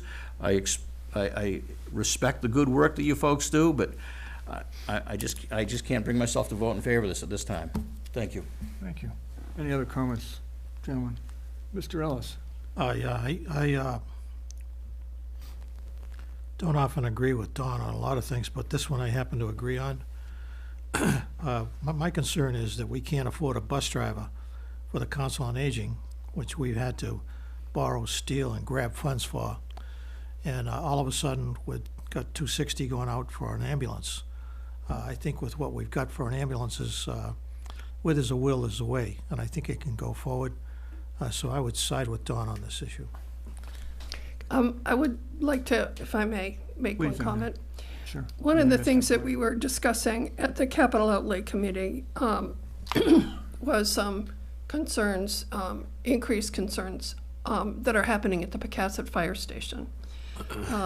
And what it prompted us to talk about is that in 2009, we had the Cecil report, which evaluated our buildings and talked about the importance of replacing buildings. And one of the high priorities of that report was the police station. And when we talked in 2009 about replacing the police station, the cost of replacing the police station was $7.9 million. When we talk about replacing the police station now, we're talking about $15 million. And so I understand that we have to be very frugal with our capital expenditures. My concern is when we use that frugality not to pay for things that we need to do and delay them until they're no longer $260,000 ambulance, but now they're a $350,000 ambulance, and we still are going to need to do it. So if we want to decide that we want to defer our capital plans, we can do that. But what happens when you do that is you start paying more money for repairs that you wouldn't have had to pay for. The cost of the equipment goes up, and then the infrastructure of the town deteriorates. So it's up to the Board of Selectmen and it's up to town meeting whether they feel that it's important to replace this ambulance now. I think that the Capital Outlay Committee was trying to be really careful about the cost. This is the third large ambulance that we would be getting, which would mean we all have converted all of 3 of our 4 ambulances into the larger ambulances. The 4th ambulance, which is the smaller ambulance, which is the one that's kept at Pecasset, cannot be replaced. Currently, it's on replacement for fiscal year 19, but right now it cannot be replaced until we do something about the Pecasset Fire Station, because the larger ambulances will not fit in the Pecasset Fire Station. So we are facing a number of very difficult issues in this town. And I just caution that one of the problems that we had is the Commonwealth, after Proposition 2.5 came in, is that towns made those decisions to cut capital because it could be deferred. And some of the consequences of that we've been actually feeling in capital now because we've let some of our capital go. Thank you, AJ. Could I just respond to part of that, Mr. Chairman? Certainly, Mr. Picard. Having served on capital with you, I get it. I mean, if you look at 352 communities within the Commonwealth of Massachusetts, there's probably every one of them neglects their infrastructure. I'm talking about their capital expense, as we have with our Pocasset Station, as we have very much with our police station and the Peebles School and everything else. I get that, and I know that, a police station that Yarmouth built 15 years ago was like $6 million, and it's now would probably cost $25 million. I get all of that. But when we're looking at an ambulance cost, it is not going to go from a $259,000, $260,000 up to a $350,000 ambulance if we don't order it if we wait and order it in May at our special town meeting within our town meeting, because even the one you've got to replace in 19 is listed at 275. You figured in a $15,000 increase, and I think that's probably reasonable. But I just cannot, in good conscience, vote in favor of bringing this forward to the public. Okay. Mr. Guarino. I would, not on the discussion, but I will note to the vice chairman that at the special or annual, the funding mechanism will still be recommended as the same. Okay, just similarly. I get it. We've but taken stuff out of waterways to fund things. Yeah, we'll be doing it's this. perception. I understand that. I think the people need to understand that we're tight, we got the message on the override, and we're tightening our belt. Yes. Mr. Blanton. Thank you, Mr. Chairman. I'm inclined to concur with Mary Jane's rationale that deferred capital expenses do increase over time. She eloquently explained, probably better than I would, that this is the kind of can we kick down the road that generally does become more expensive as time goes on. So in terms of fiscal prudence and restraint in favor of our bosses, the citizenry of this town, it may be the more fiscally prudent strategy to purchase a piece of equipment like this now, commit to that purchase now, rather than let it get more expensive down the road. I think that's one consideration philosophically. The second I'd also bookend that up against is, in light of the failed override, we committed to exercise fiscal strain. But in and about that override discussion, it was also made very clear that we were going to maintain a commitment to public safety. And I think by investing in our public safety equipment, we maintain that commitment as well. So I'm perplexed as I try to figure out which commitment to maintain here to the townspeople of Bourne. Mr. Chairman, Mr. Meyer. I'd like to make a motion to support the request for Article 10 for a new ambulance, and the funding source will be the use of the ambulance fund. Thank you, Mr. Meyer. Is there a second? Second. Thank you, Mr. Blanton. Any discussion on that motion that's been made and seconded? I'll just add my 2 cents, and I think that the handwriting is on the wall. I think we've been explained that we are, as Mary Jane so eloquently stated earlier, that we're putting bad money after good. And I would think if we throw numbers around like 16K here and 16K there, and I think it'd be more prudent to use existing funding a little earlier and perhaps save some of the 16K for something else, and I can think of a number of things. So I would support that motion. Is there anyone else with any other comments before we take a vote? Hearing none, motion's been made and seconded to approve the request of Article 10 in the amount of $260,000 from the ambulance fund for the purchase of a new ambulance to replace ambulance 136. Seeing no further discussion on that motion, it's been made and seconded. All those in favor, please say aye. Aye. And opposed? Opposed. Opposed. 3-2, motion passes. Thank you all very much. And finally, Article 11. This is to see if the town will vote to appropriate transfer from available funds a sum of money to supplement the current fiscal 2016 regular annual expenses of the town, as voted under Article 3, which is the annual budget of the 2015 May annual town meeting, and amended under Article 3 of the annual budget as voted on the 2015 October special town meeting, or take any action there too. You want to kick us off, Tom, with a summary, and we can open up the discussion? Yes, Mr. Chairman, thank you for the opportunity. As we had discussed at our meeting last week, there were some items that we felt needed to be adjusted. We have worked very closely with the school department as well as it relates to some legitimate and substantial needs that they have also brought forward as a result of the override and the cuts and the things that they looked at that they needed to do. We also looked at our side of the budget, if you will, although we're trying to get away from that kind of discussion. on some things that we thought needed to be adjusted, and perhaps that were hit a little too hard, and not really understanding the full implication of the reductions that would be made. So in in the town meeting warrant article that you had received on Friday, which has changed, the intent was to try to tighten that article up as much as possible so that we wouldn't be flexing out and opening the meeting up to a free-for-all, if you will. And we had talked about reinstating the bus driver at the Council on Aging for about $22,000 and helping out the library in a couple of areas. They still would have substantial reductions based on a percentage of their budget, enhancing theirs up to about $35,000.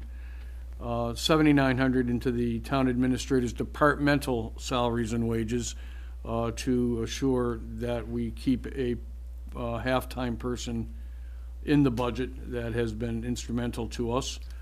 The insurances, non-health insurance related bills that we have received that are over what the original budget is, and we get the budget early, and that's what it is a budget for $55,000.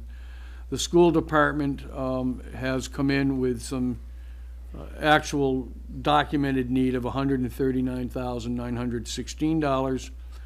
And then, as you know, we've talked about booting up the snow and ice account. We had originally thought a little bit more based on what this weekend may bring. We'll have to see, but by starting to step that up to an actual cost that we need and bringing it up $150,000 this year, and stepping it up again next year a little bit to bring it up to a more realistic line than $92,000 for a total of $409,382. 832 or 382? $832, excuse me. Just Yep. haven't been able to correct yet tonight. I wanted to get it in before the end of the meeting. But you've been thinking about it. So, but that's where we are. Now, as a result of the Selectmen's meeting last week, and some discussions with members of the board over the course of Friday on the way home, and with discussions with the Finance Committee Chair on the way home,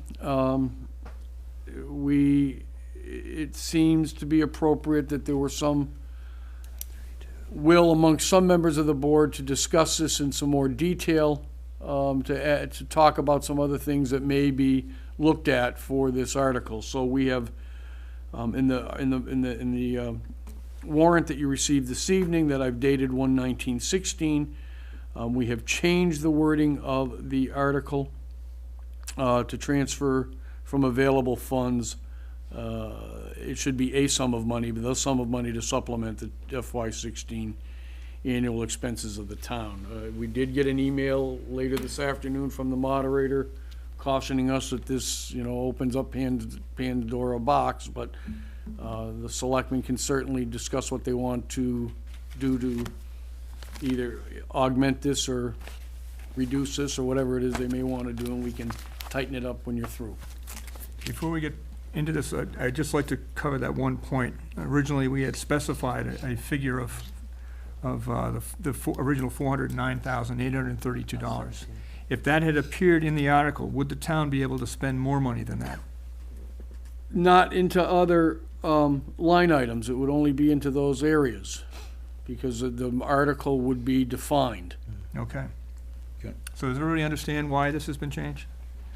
I understand why it's been changed. I guess my big question is, can you define available funds, where that's coming from? It will be from, 409? From free cash, it will come from free cash. Okay. the 409,832. That's the, With the, there will be some offset. I just want to be very clear. There's some $51,000 that was set aside for a,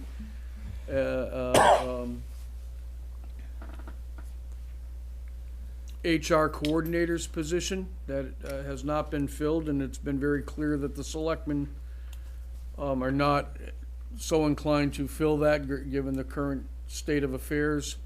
So that would be helping to offset some of the costs here as well. Not all of it, because, well, it'd be all of it, but it would offset some of the costs here.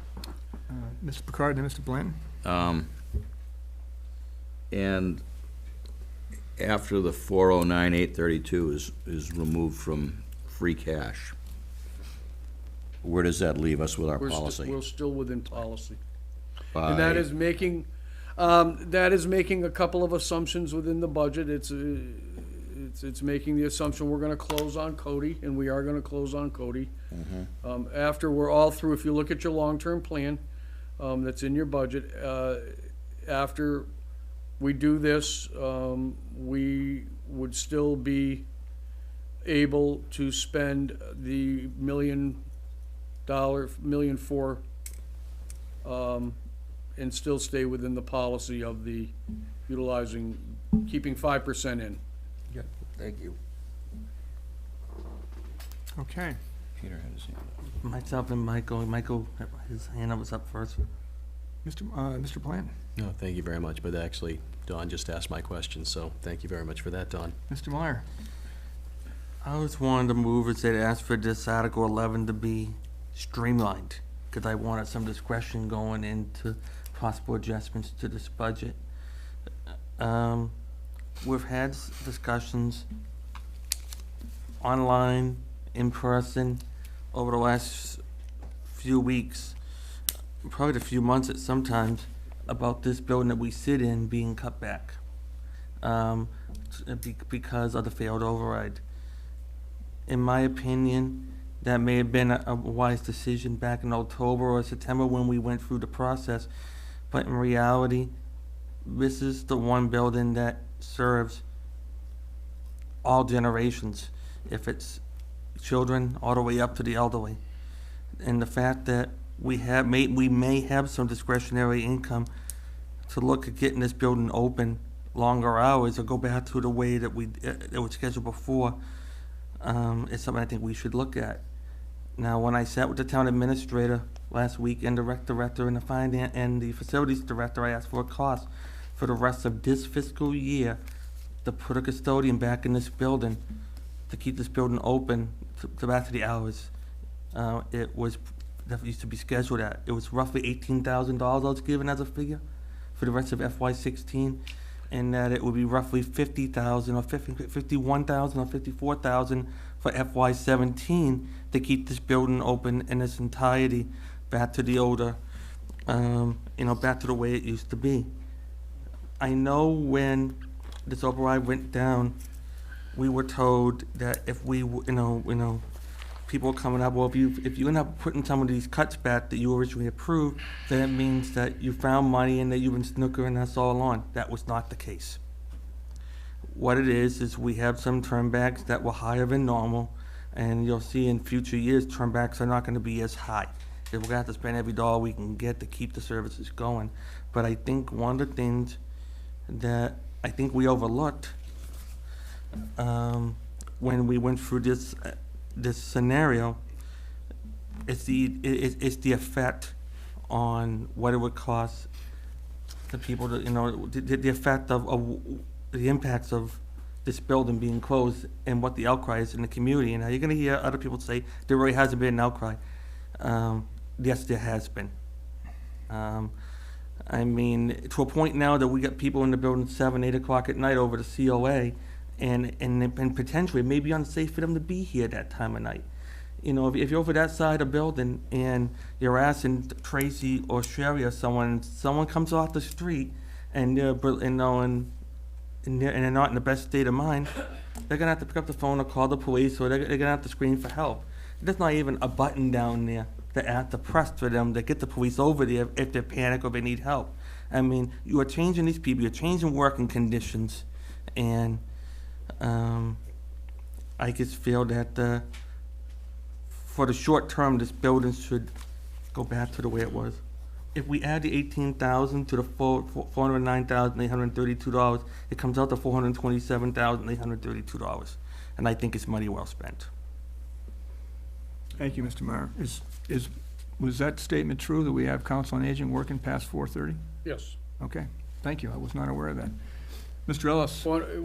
If I could just, we talked about that where we were going to be able to, by staying open later at night. Well, I'm not sure, I was not part of the conversation last week. as Well, this wasn't last week. This Okay. was, this I was, must have, we were gonna be offering additional outreach hours yeah, to our folks that may be working poor, that utilize fuel assistance and other things, and we'd be able to do some of our outreach by having our outreach people here a couple nights after regular work hours, so they wouldn't have, folks who need those services would be able to come in after. I just work. didn't realize who they were. Thank you. Yep. Mr. Ellis? I understand Peter's concern. My concern is lifeguards at the beaches. So I have an additional thing that I'm concerned about that didn't get funded, won't be funded, and is in difficulty. And it's also a young person, young people that'll be affected by this on the beach. And we are a seagoing community, and I'm seriously concerned about the young people down at the beach. And today, sometimes people aren't as attentive as they should be. So I can appreciate what Mr. This, Myers, thank you. But I had a brain thing there. Mr. Myers saying, but my thing is, I'm very concerned about having lifeguards at the different beaches. So we all have our priorities in different things. Thank you, Mr. Ellis.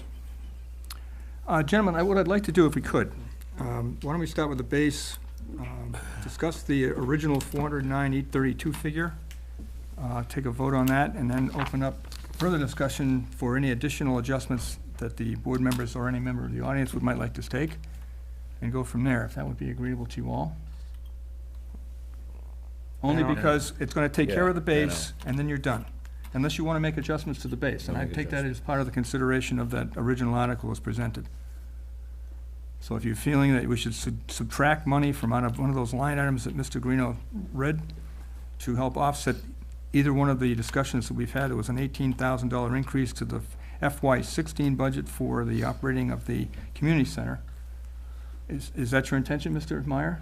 Couldn't, may I ask a question, Mr. Certainly. Chairman? Couldn't, based on our free cash and being in compliance with our policy, I doubt that $18,000 from additional free cash to make $427,832 for the year fiscal 2016, I don't think that's that big a deal. I'm just suggesting it as a way to approach the article, that's all. You're the It's up to chairman, you. I'm just making a recommendation.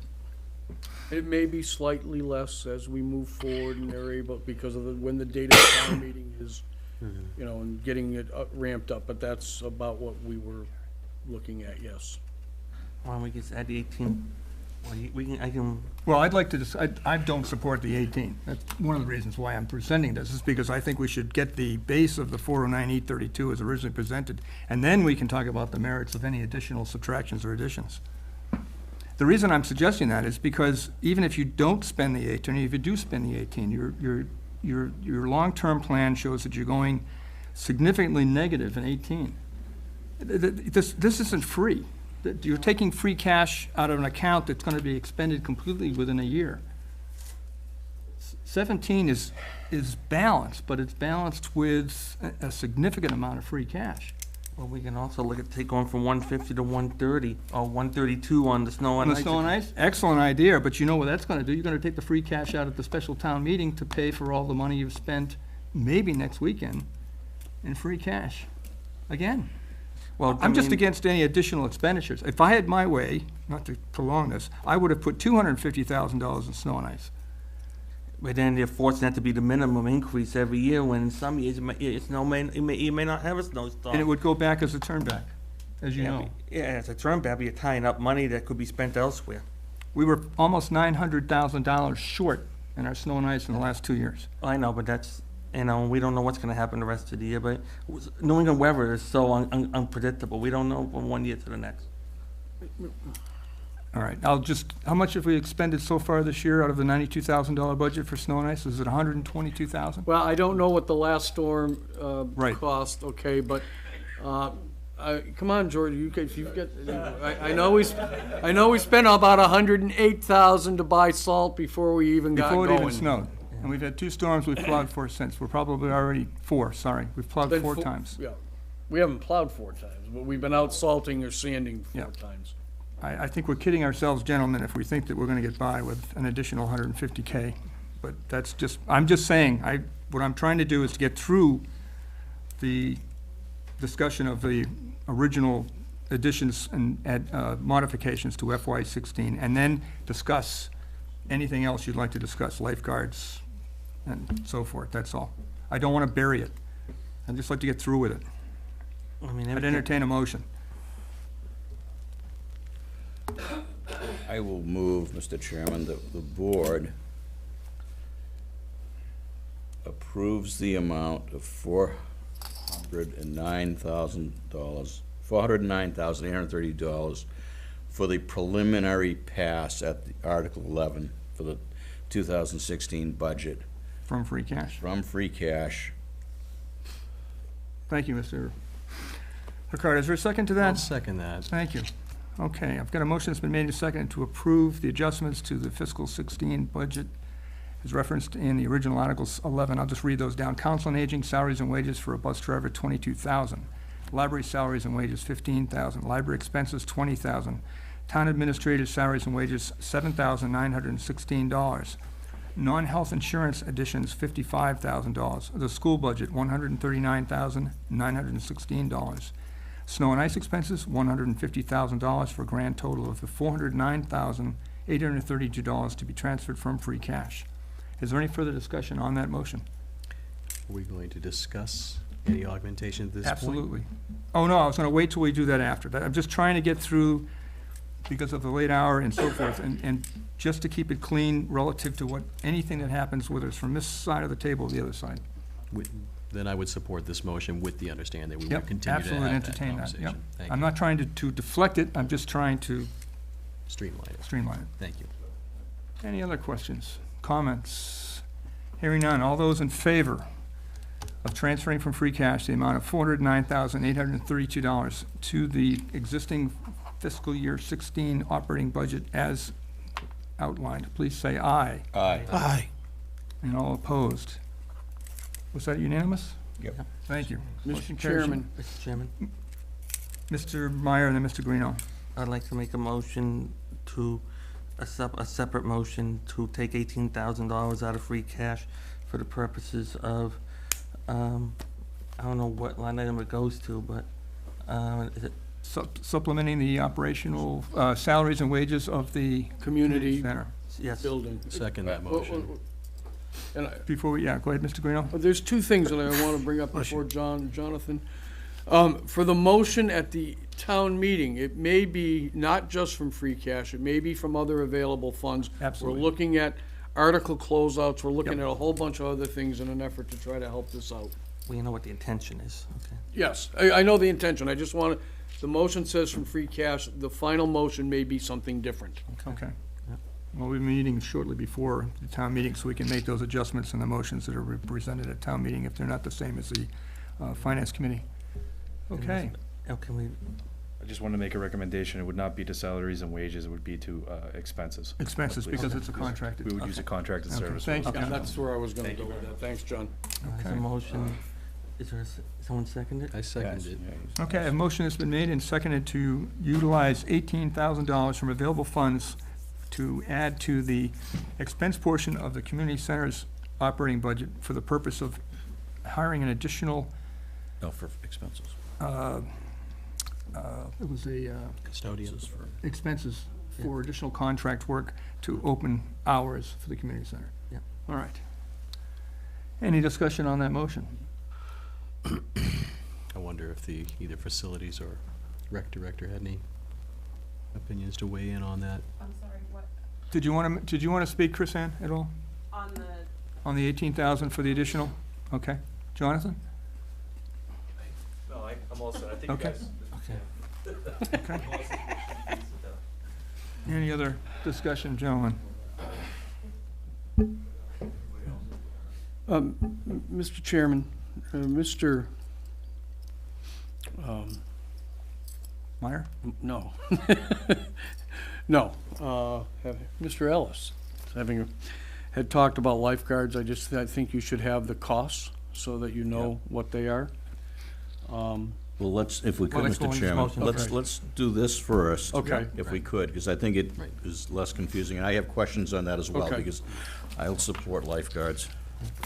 Okay, any discussion on the motion, Mr. Meyer's motion that's been made and seconded to appropriate $18,000 for the community center custodial contract expense line item? Hearing none. Okay, all those in favor? Aye. Opposed? Nay. Motion passes 4-1. Now you know what it feels like to be the one. Thank you, Mr. Picard. I usually get that. I usually get that privilege. Okay. Mr. Ellis, did you want to present an additional adjustment? You want the numbers, Jerry? Yeah, do you have those numbers? Yeah. Could I make a request? Yeah, go May I ahead, just, could we find out number one? Because I know if a successful, if we successfully reinstate lifeguards, there needs to be money in the 2016 budget. I have that broken up. What is that amount? Chrisanne provided me the numbers this afternoon. It would be approximately $3,600 for June 23rd to June 30th. This includes hours required for training.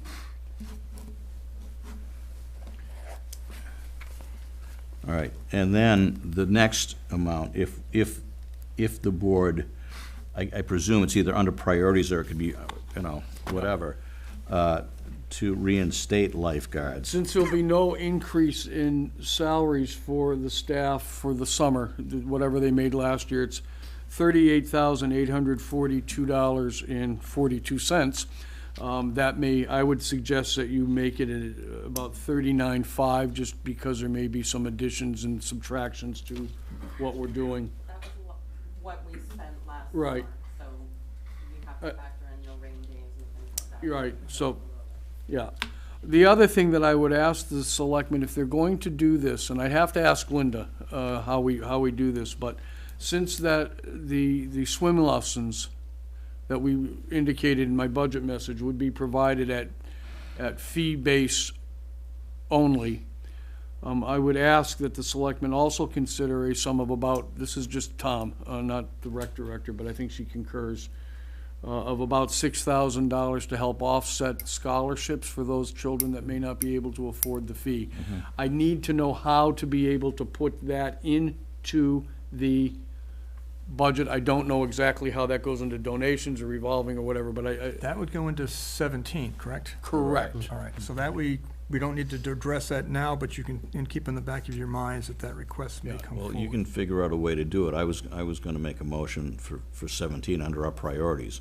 Okay, but for 16, but- do you want to make? No, the- let Jerry, if you want to make a motion of adding the 3,600 for lifeguard. I'm sorry, what? That was an actual, if we start earlier or it's really hot. The number of days may be a little different, all A right. bit more, I would maybe go to What? 40, all right, I had 4,400. 4,400. Okay. I actually had 4,400 written. Motion, we increase. Oh, sorry. Jerry, 4,400 for okay. Okay, so you want So I to have make a a motion, motion, Jerry? I have a motion from Mr. Ellis to add an additional $4,400 for lifeguards in fiscal 16. Second. I have 2 seconds. Mr. Picard seconded that motion. Any discussion on that motion? Mr. Blanton? Thank you, Mr. Chairman. I'd have to concur with my colleagues in favor of this one. It's absolutely essential that we maintain our commitment to have safe beaches here on a Cape Side town. I've argued vehemently for this on town meeting floor years past. It would be a shame for the residents here to lose the benefit, not only the safety benefit, but also the educational benefit. Thank you. Thank you for making Yeah, the I motion. was gonna, Mr. Picard? if I may, Mr. Chairman, in my 70-plus years here on the board, there has been 3 hot topics that generate participation at these meetings. Generally, we have Mr. Mulvey and the press and a few others, but a few years back, there was the out halls for down in Patchawisset. There's the wind turbines that are ongoing. And then when I was chairman, I got to sit through the meeting when the lifeguard people came out of the woodwork, and it was akin to having a root canal, in my opinion. But they had their, and that was just my personal, I don't think we thought it through. I think that there needs to be lifeguards at a couple of beaches. We can, and I'm going by what Mary Jane Mastrangelo told me. We didn't feel at one point in time within the last year that we as a board could tell the administrator, don't cut this position, cut this position. It's his under the daily operating budget. But we can, as a matter of policy, say it is the position of the Board of Selectmen to fund lifeguards. And then how he does it is up to him. Right. So I'm going to support that. I don't know where you're going to take it out of. I'm going to take it out of existing salaries and expenses or whatever you got to do, but you can find a place, I think. So in any case, I agree with my colleagues. I'm glad they brought it up. I sound like Mr. Blanton now. I agree with my colleagues. I couldn't, Mr. Blanton, I couldn't let that go. That was just So, that's a great time. Your review's coming up in a couple of months. Okay, gentlemen. I've got a motion has been made and seconded to add an additional $4,400 to the FY16 budget for the purpose of adding lifeguard preparations to the recreational budget. Is there any further discussion on that motion? Hearing none, all those in favor, please say aye. Aye. Motion is approved 4-1. The chair votes no, for the same reasons as the previous. Is there any other adjustments you would like to recommend at this time for fiscal 16? Any from the audience? Thank you, gentlemen, very much. What do you go to, Gold's now or priorities?